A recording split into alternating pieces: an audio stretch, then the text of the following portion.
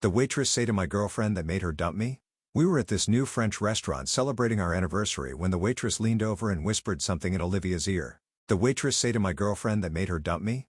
We were at this new French restaurant celebrating our anniversary when the waitress leaned over and whispered something in Olivia's ear. After 5 seconds, my girlfriend's face changed from happy and laughing to completely horrified, like she'd just learned someone had died. The waitress walked away without another word, and Olivia wouldn't even look at me after that. I asked her what the waitress said, but she just shook her head and stared at her plate without eating another bite. When I asked again what was wrong, she just stood up and walked out. She was already in her car by the time I'd paid the check, and when I knocked on her window, she just mouthed, "It's over," and drove away. I went back inside to find the waitress, but the manager said she'd clocked out right after serving our table. The manager wouldn't give me her contact information and asked me to leave when I started getting upset. Olivia blocked my phone number that same night and wouldn't answer her door the next morning.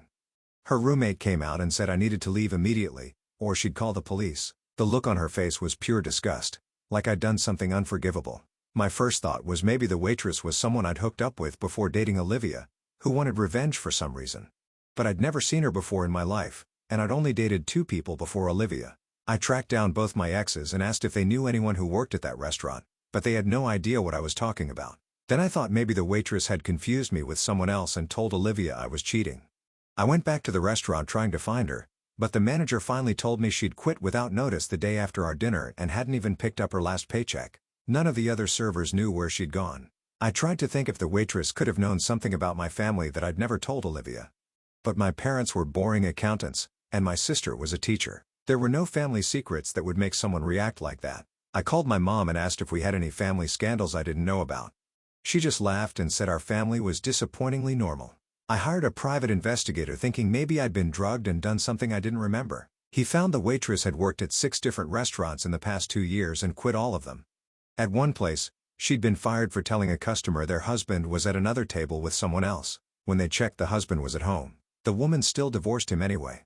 The investigator tracked the waitress to a truck stop diner 4 states away. When he showed her my pictures, she said, "Oh, him," like she recognized me but wouldn't say from where. She told him she'd only whispered one sentence to Olivia, and it was something anyone could have noticed if they'd been paying attention. When he asked what she'd noticed, she said it wasn't about what she saw, but about what was missing. The investigator went back to the waitress with more questions, but she'd already quit the truck stop job and disappeared again. Her coworker there said she'd left after serving a young couple their breakfast and whispering something to the woman, who'd immediately started crying. The couple left without eating. The woman had been heard saying 37 times, over and over, but nobody knew what that meant. 3 months later, I was at the grocery store when I heard Olivia's laugh from the next aisle. I abandoned my cart and ran around the corner to find her standing there with her sister looking completely normal. When she saw me, her face went white, and she grabbed her sister's arm. I was already walking toward them, begging her to just tell me what the waitress had said. Olivia's sister stepped between us, but Olivia put her hand on her shoulder and said it was okay. She looked at me for the first time in 3 months, and her eyes were full of tears. She said, "I need you to answer one question, and if you answer it correctly, I'll know the waitress was wrong, and we can forget this whole thing happened." I said I'd answer anything, and she pulled out her phone and showed me a photo. It was a picture of me from our second date at the beach 3 years ago, but there was something circled in red marker. She zoomed in on the circle and said, "I need you to explain this." When I looked closer at what she was showing me, my blood went completely cold because I finally understood what the waitress must have seen. The photo showed me standing on the beach with Olivia and 2 other couples we'd met that day, all of us smiling in the bright sun with our shadows stretched out behind us on the sand, except I didn't have one. My shadow was completely missing, even though everyone else's was clear and dark on the ground. And when I looked up at Olivia's face, I could see she was watching me realize what was wrong. My hands started shaking so bad, I almost dropped her phone while the grocery store seemed to spin around me. Olivia's sister took a step backward and bumped into an old woman pushing her cart, who gave us a dirty look before moving away. More shoppers were starting to slow down and stare at us standing there in the middle of the cereal aisle, with me shaking like I was having some kind of breakdown. I tried to say something, but my mouth was completely dry, and when I opened it, nothing came out except this weird croaking sound. My throat felt like I'd swallowed sand, and I had to swallow 3 times before I could even whisper that I didn't understand what I was looking at. Olivia's face changed from angry to something else, maybe pity or confusion, and she swiped to another photo on her phone. This one was from earlier that same beach day, according to the timestamp in the corner, maybe an hour before the other picture, and in this one, I had a normal shadow, just like everyone else. She held both photos up side by side on her phone screen, swiping back and forth between them to show how my shadow was there in one and gone in the other. My legs started feeling like jelly, and I had to grab the shelf next to me to keep from falling over, knocking a box of cornflakes onto the floor. Olivia asked me straight out if I knew why my shadow disappeared between those two photos, her voice shaking but determined. I told her honestly that I had no idea what she was talking about, or how something like that was even possible. Her sister looked between us, and then at the growing crowd of shoppers pretending to look at groceries, while obviously watching our drama unfold. She suggested we should probably take this somewhere more private since people were pulling out their phones and it looked like someone might be recording us. Olivia nodded and said there was a coffee shop 2 blocks away where we could talk without an audience. We agreed to meet there in 10 minutes, and I watched them walk quickly toward the exit, while I stood there still holding onto the shelf for support. I somehow made it to my car, and sat there with my hands on the steering wheel, trying to think of any way a person could lose their shadow in a photo. Maybe it was some kind of weird photo editing mistake, or the angle of the sun had created an optical illusion, but even as I thought it, I knew those explanations made no sense.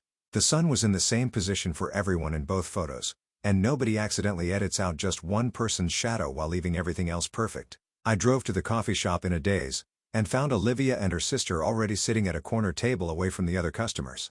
Olivia had her phone out, and was pulling up more photos, spreading them across the table by turning her phone sideways and swiping through them slowly. She pointed to each one, showing me birthday parties and date nights and random selfies from our 3 years together, and in some I had a shadow, and in some I didn't. There was no pattern I could see, no connection between the photos where my shadow was missing and the ones where it appeared normal. Different times of day, different places, inside and outside, summer and winter, it didn't matter, because the shadow came and went, with no logic at all. I picked up her phone with trembling hands, and zoomed in on photo after photo, checking the edges, and looking for any sign of editing or manipulation. But they were all just regular photos taken on her phone, nothing special or altered about them, except for the fact that sometimes I existed without a shadow. The coffee shop noise faded away as I stared at proof of something impossible, something that shouldn't exist, but was right there in dozens of photos spanning years. Olivia finally broke the silence by telling me what the waitress had whispered to her that night at the restaurant. She said the waitress had leaned in close, and said to look at what was missing from me, not what was there, and Olivia hadn't understood what that meant.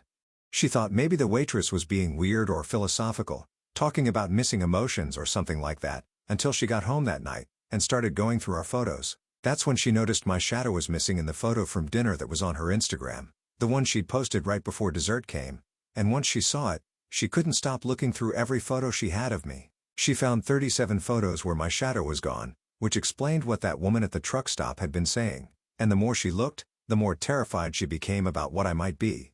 I looked straight at her, and asked if she really thought a person could just lose their shadow at random times, like it was some kind of normal thing. She stared back at me with this expression that was part fear and part sadness, and told me she didn't know what to believe anymore, but something was clearly wrong with me. Her sister had already pulled out her phone, and was scrolling through article after article about shadow disappearances in old stories and myths from different cultures. She turned the screen toward me, showing how almost every culture had some belief about people without shadows being cursed, or having sold their souls, or lost their humanity. My stomach twisted into knots reading the words on her screen, because none of this made any sense, but the evidence was right there in the photos. I told them I was still the same person Olivia had fallen in love with 3 years ago, and I hadn't made any deals with the devil, or done anything evil. But right as the words came out of my mouth, I glanced at the coffee shop wall behind us, where the afternoon sun was making clear shadows of everyone in the place. Olivia's shadow was there on the wall, and so was her sister's, but where mine should have been, there was nothing at all. The wall was just blank, where my body should have been blocking the light, and creating a dark shape like everyone else had. Olivia saw me looking, and followed my gaze to the wall, and when she saw the empty space where my shadow should be, she started crying hard. She said through her tears that she couldn't be with someone, when she didn't even know if they were fully human anymore. I reached across the table to touch her hand, and try to comfort her, but she pulled away fast, like my touch might burn her skin. That's when something popped into my head, that I hadn't thought about in years and years. When I was 7 years old, my family went camping at this state park, about 2 hours from our house. On the second day, I wandered off following a butterfly or something, and got completely lost in the woods. I was missing for 6 whole hours before a park ranger found me sitting by a creek, just staring at the water. The weird thing was, I had no memory at all of what happened during those 6 hours. My parents asked me over and over where I'd been, and what I'd done, But my mind was totally blank about that time. I told Olivia about the camping trip and getting lost when I was 7, and she immediately asked if that's when this shadow thing started. I had to admit I'd never paid any attention to my shadow before I met her, so I honestly had no idea how long this had been going on. Her sister put down her phone and suggested, maybe I should see a doctor or a psychiatrist to figure out what was wrong with me. I agreed right away, because I was desperate for any kind of answer, even though I had no clue what kind of medical professional would know anything about missing shadows. Olivia wiped her eyes with a napkin and said she needed time to process all of this crazy stuff, and asked me not to contact her for at least 2 weeks. I wanted to argue and beg her to stay and work through this together, but I could see in her face that she needed space, so I agreed. The thought of not talking to her for 2 whole weeks made my chest feel hollow and empty, but I nodded and said, okay. We all stood up from the table at the same time, and they walked out together while I stayed behind to pay for the coffees nobody had touched. The barista gave me a weird look when she saw me sitting alone at the table with 3 full cups, but she didn't say anything. I drove home in a daze, barely paying attention to the road and almost missing my turn into my apartment complex. That night, I pulled out every photo album my parents had given me when I moved out and spread them across my living room floor. I went through each picture with a magnifying glass I found in my desk drawer, looking at every shadow in every photo. There were pictures from birthday parties and family vacations and school events going back to when I was a baby. I spent hours examining them one by one, checking to see if my shadow was there or not in each photo. What I from before that camping trip when I was 7, my shadow appeared completely normal, just like everyone else's. But in the photos taken after I got lost in the woods, my shadow was there sometimes, and missing other times with no pattern I could figure out. A Christmas morning photo from when I was 8 showed me opening presents with no shadow, while my sister right next to me had hers. A school picture from 3rd grade had my shadow, but a family reunion photo from that same summer didn't have it at all. The camping trip was clearly when whatever this was had started happening to me, but I still had no memory of those missing 6 hours in the woods. I picked up my phone and called my mom right away, even though it was past midnight. She answered on the 4th ring sounding confused, and asked if everything was okay.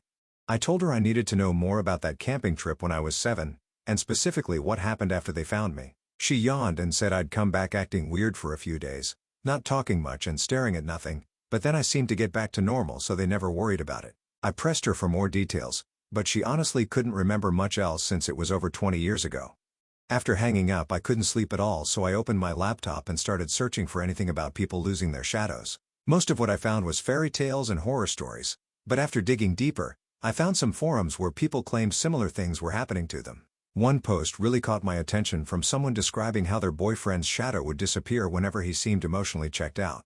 They said it was like he wasn't fully there in those moments, like part of him existed somewhere else entirely. Reading that made me think about all the times Olivia had complained that I seemed distant even when I was sitting right next to her. She'd wave her hand in front of my face and ask where I'd gone, and I'd always insisted I was right there listening, but maybe she was picking up on something I couldn't even feel myself.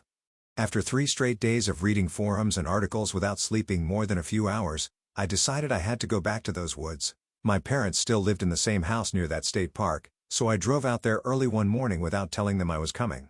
The park entrance looked exactly the same as it had in all our old family photos.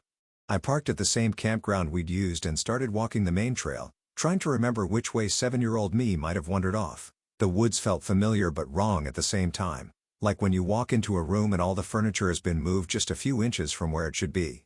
I followed the old hiking trail for about an hour, then started checking smaller paths that branched off into the deeper parts of the forest.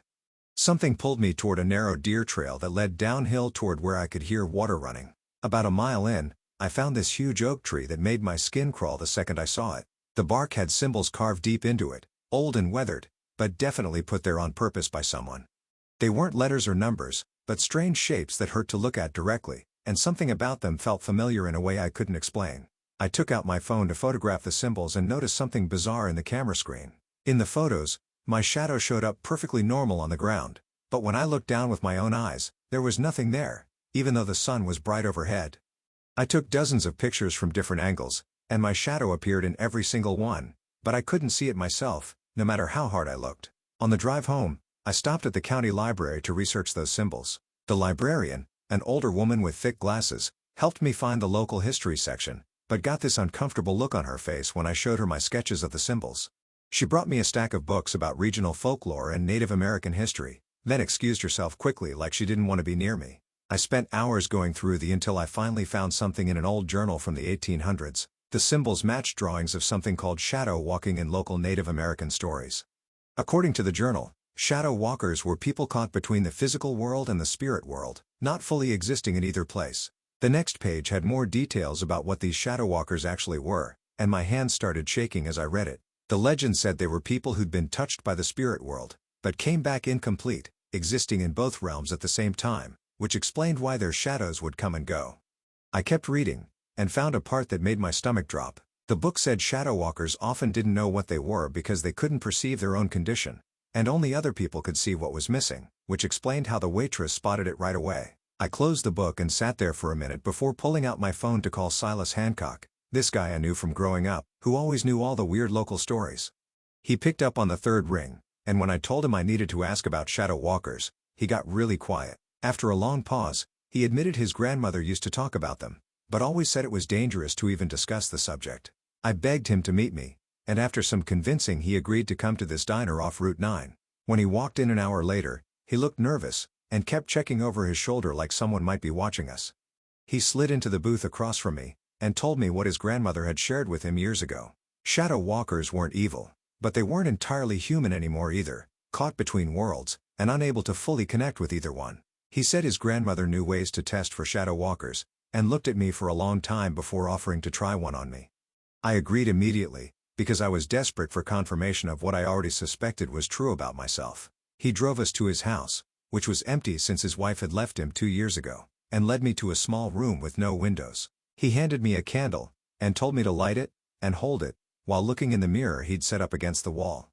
Normal people would see their reflection and shadow clearly, but when I held the candle up, my reflection kept flickering like it wasn't sure whether to be there or not. Silas took 3 steps back from me after the test, and I could see real fear in his eyes. He said his grandmother had warned that shadow walkers could drain the life force from people close to them without even meaning to.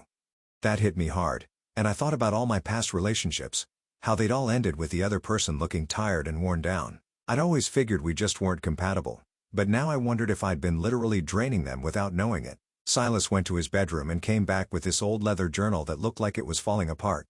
He pushed it across the table toward me, and said it had more information about shadow walkers that his grandmother had collected over the years. Then he asked me to leave and not contact him again, because he had kids to protect, and couldn't risk having me around them. I took the journal and left without arguing, because the look on his face told me there was no point trying to change his mind. Back at my apartment that night, I opened the journal and started reading the cramped handwriting that covered every page. The first entry explained that shadow walkers were created when a child's soul got partially pulled into the spirit realm, but not completely taken. The child would survive, but remain forever split between 2 worlds, never fully belonging to either one. There were newspaper clippings taped to some pages about unexplained disappearances of children who later returned acting different. One article from 1963 described a boy who went missing for 8 hours in the same woods where I'd gotten lost. When he came back, his parents said he seemed hollow somehow, like part of him was still missing. The journal had drawings of those same symbols I'd found carved in the tree, with notes about how they marked places where the boundary between worlds was thin. According to the grandmother's research, these spots were where spirits could reach through and touch people in our world. She'd mapped out dozens of these locations across 3 states, and I recognized several places I'd been drawn to over the years, without understanding why. One entry described how shadow walkers age differently than normal people, because part of them existed outside normal time. That made me think about how people always said I looked younger than my age, and how I never seemed to get sick like everyone else. The journal mentioned that animals could sense shadow walkers, and would act strange around them. I remembered how dogs would either bark at me for no reason, or refuse to come near me at all. There was a whole section about relationships, and how shadow walkers couldn't form complete bonds with normal people. The grandmother wrote that it was like trying to hold water in your hands, because the connection would always leak away through the gaps. She'd documented cases of shadow walkers who'd tried to have families, but always ended up alone, because their partners would eventually feel the drain and leave. Near the end of the journal was a list of other people the grandmother suspected were shadow walkers, based on her observations. Most of the names meant nothing to me, but one stood out, because it was someone I'd met years ago, who'd seemed to recognize something in me that I didn't understand at the time. The next page in the journal had a whole section about how shadow walkers could never really connect with anyone, because part of them was always somewhere else. The grandmother wrote that they could go through all the motions of a normal life, but their relationships would always feel empty to both people involved. She described it like trying to hug someone through a thick blanket, where you could feel the pressure, but never the warmth. I kept reading, and found case after case of shadow walkers who tried to have normal families, but ended up alone, because they always sensed something was missing. One story from 1973 talked about a man whose wife said living with him felt like being married to a ghost, who could sometimes touch things. The journal had newspaper clippings about divorces, where one spouse claimed their partner wasn't really there, even when sitting right next to them. I turned the page, and my hand started shaking, when I saw an entry from 1954 about a woman who could spot shadow walkers on sight. The grandmother's description of her was exact, down to the details, like she had dark hair that she kept in a bun, and eyes that seemed to look through people instead of at them. This woman would show up at restaurants and diners where couples were eating, and she'd whisper something to the normal person about what their partner really was. The grandmother wrote that these people were called seers, and they existed fully in the physical world, which let them see what was missing in others. According to the journal, seers felt pulled to reveal the truth about shadow walkers, like it was their purpose in life. They couldn't stand watching normal people waste their lives with someone who could never fully be there. The grandmother had interviewed 3 different seers over the years, and they all said the same thing about feeling sick when they saw a shadow walker with someone normal. One seer described it as watching someone slowly drowning while thinking they were just swimming. The journal said seers would often quit their jobs and move on after revealing the truth, because they couldn't handle seeing the aftermath. I spent the next 2 weeks reading every page of that journal, and trying to understand what I was. During that time, I didn't leave my apartment, except to get food, and I ignored calls from my family, who were worried about me. When the 2 weeks were up, I sent Olivia a text, asking if we could meet to talk about everything. She replied within an hour saying yes, but that she was bringing someone named Xander Swift, who was a therapist she'd been seeing who dealt with unusual situations. We met at a coffee shop downtown, and I got there early to prepare what I wanted to say. Olivia walked in with a man who looked about 40, with gray hair and glasses, who introduced himself as Xander. They sat across from me, and I started explaining everything I'd learned about shadow walkers from the journal. I told them about getting lost in the woods as a kid, and how my shadow had been missing ever since in photos. Xander listened without interrupting while Olivia sat completely still in her chair with her arms crossed. When I finished talking, Xander leaned forward and said that whether the shadow walker thing was real, or just a metaphor, the fact was, I couldn't form complete connections with people. He said he'd worked with other clients who described similar feelings of being disconnected from the world around them. Xander offered to work with me to understand what was happening, and maybe find ways to be more present in my life. Before I could answer, Olivia finally spoke, and said she still loved me, but couldn't be with someone who might be draining her without meaning to. She said since we'd been apart, she'd been sleeping better, and had more energy than she'd had in years. Her words hit me like a punch in the stomach, because it meant the journal was right about shadow walkers draining people. Olivia stood up to leave but stopped, and said she hoped I'd take Xander's offer, because maybe he could help me become whole again. After she left, Xander gave me his card, and said to call when I was ready to start working on whatever this was. I called him the next day, and started seeing him twice a week at his office across town. During our sessions, he helped me see that I'd always felt disconnected from reality, regardless of what caused it. He had me describe memories from childhood, and I realized that even my happiest moments felt flat, like I was watching them happen to someone else. Xander said this feeling of watching life through glass was common in people who'd experienced trauma, even if they couldn't remember what happened. We worked on exercises to help me feel more grounded in the physical world, starting with simple breathing techniques. He had me focus on physical sensations, like the feeling of my feet on the floor, or the temperature of the air on my skin. The exercises were hard at first, because my mind would drift to that missing part of me that might be stuck somewhere else. Xander taught me meditation practices, where I'd sit still and try to feel fully present in my body for just a few minutes at a time. My shadow never came back in photos, but I started noticing small changes in how I experienced things around me. Colors felt brighter, and sounds seemed clearer, but it was hard to tell if that was real, or just me paying more attention.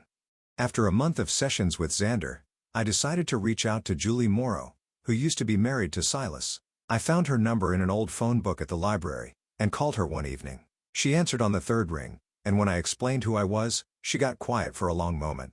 Then she told me to meet her at a diner the next morning, because she had things to tell me about Silas and his grandmother's stories. I drove to the diner early, and waited in a booth by the window drinking coffee. Julie showed up right on time wearing scrubs like she'd just gotten off a hospital shift.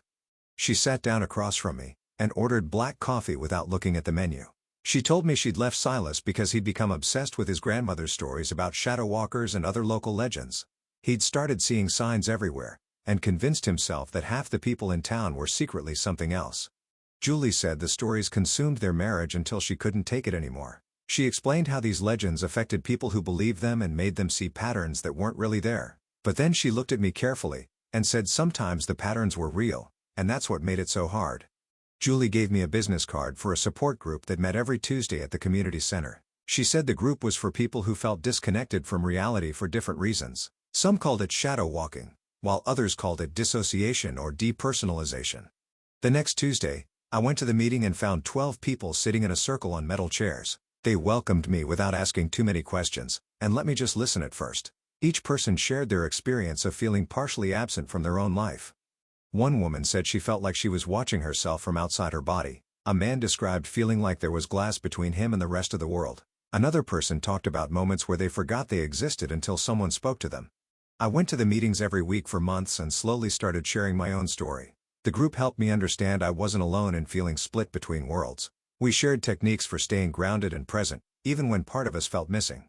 6 months after that grocery store encounter with Olivia, I was at the farmer's market buying tomatoes. I heard her laugh from across the market and looked up to see her standing by the flower stand. She was with someone new, a tall guy with dark hair who had his arm around her waist. She looked healthy in a way I'd never seen before, with color in her cheeks and a genuine smile. When our eyes met across the crowd, she gave me a small nod of acknowledgement. The guy she was with noticed and looked at me too, but she touched his arm and said something that made him relax. They walked away together, and I watched them disappear into the crowd. It hurt seeing her so happy with someone else, but it also brought me a strange kind of peace. She'd found someone who could be fully present with her in a way I never could. Over the next few months I started dating again, but learned to be honest from the start. On first dates, I'd explain that I had a condition that made me feel disconnected sometimes. I'd tell them about the missing shadow and what it might mean. Most people thought I was crazy and never called again. A few were curious enough to go on second dates, but usually ended things when they realized how serious I was. One woman lasted 3 weeks before telling me she couldn't handle being with someone who might not be fully there. The private investigator called me out of nowhere 8 months after our last contact. He said he'd been following leads on his own time and finally found the waitress again. She was working at a hospital in another state as some kind of patient advocate. When he'd shown her my picture and asked about me, she'd smiled and said she hoped I finally understood what I was. He asked her to explain, but she just said some people need to discover their own truth. The investigator gave me the hospital's name and her new fake name she was using there. I thought about calling or visiting but decided against it. Instead, I sat down and wrote her a long letter thanking her for what she'd done. I explained how her whisper to Olivia had destroyed my life, but also saved it. I wrote about finding the Shadow Walker information and learning what I really was. I told her I understood now why she felt compelled to reveal these truths to people. I sealed the letter in an envelope but never sent it. It sat in my desk drawer for weeks before I finally threw it away. The act of writing it had been enough. I started a blog about living with one foot in another realm and was surprised when people started reading it. Others shared their experiences of feeling partially absent or disconnected from reality. We formed an online community of people who understood what it meant to not be fully present. My shadow never returned consistently in photos, though sometimes I'd catch a glimpse of it from the corner of my eye. I made peace with being split between worlds and found purpose in helping others who felt the same way. Looking back now, I understand what the waitress saw that night at the restaurant. She saw what was meant to be true.